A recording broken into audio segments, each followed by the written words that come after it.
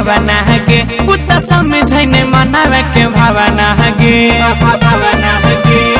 भौजी के भल दूर जब सलल के गवना गे पुत समझे ने मनावे के भावना गे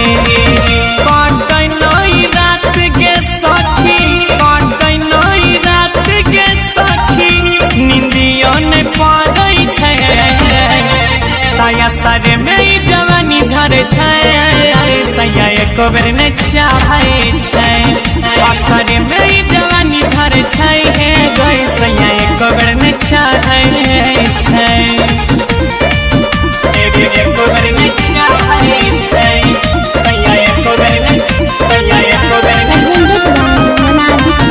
सैया एको बेर ने चाहे छै हाँ घरे में रहे छियै कुछो नहीं कहे छियै चुए छै जवनिया के रस गे नहीं बुझे मारी दाना मरद बिन जनाना के देहिया करे छै कसमस हे गई है घरे में रहे छियै कुछो नहीं कहे छियै चुए छै जवनिया के रस गे नहीं बुझे मारी दाना मरद बिन जनाना के देहिया करे छै कसमस हे गई याद जखनिया बयो करी याद जखनिया बयो करी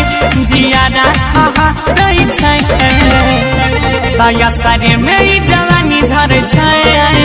सैया एको बेर नहीं सैया एको बेर नहीं सारे में जवानी गलै छै हे गई सैया एको बेर नहीं चाहे छै प्रेजेंट बाय नीरज दिवांश लताओ में एको बेर नहीं चाहे छै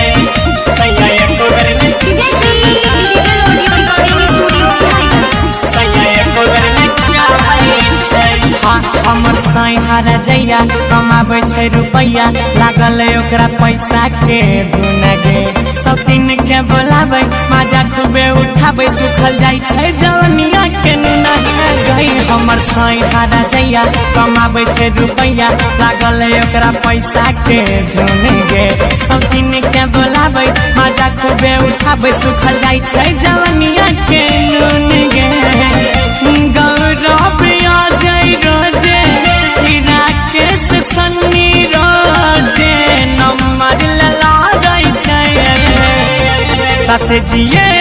पाई जवानी झरे छै सैया एको बेर नहीं चाहे छै से जिए पाई जवानी